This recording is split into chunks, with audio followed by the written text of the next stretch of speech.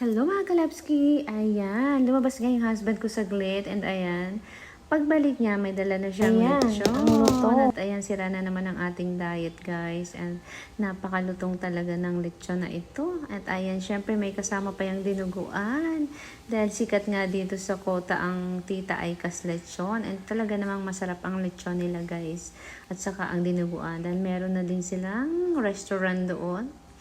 At eto, nagbili rin yung husband ko ng Indian mango. And syempre, meron siyang kasamang suka at saka Mang Tomas na sausawan. Kasama na yan guys sa lechon pag bumili ka.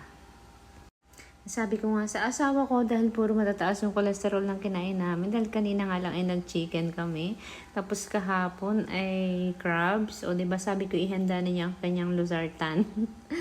Dahil mataas yun sa cholesterol, diba? Food is life but health is wealth. Tek.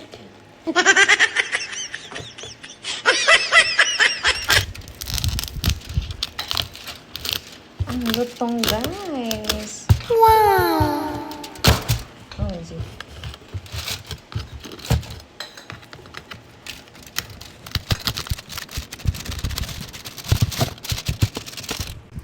Look at that. Siyempre. Yan muna. Takpan na muna natin to. Nakahapunan ng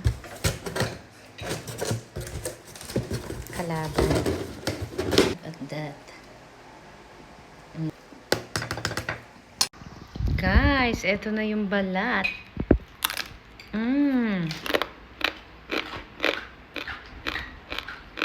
Sasawa natin sa suka. Sa suka nila. May suka sila mismo.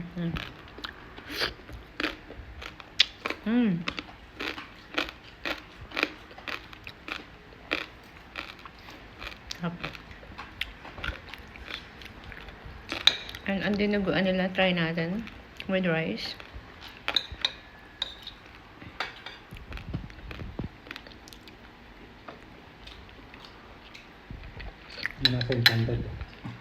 Ang harap talaga ang dinuguan lang. Panalo, malinis. Wala kang malalasahan na kahit ano. Ang sarap.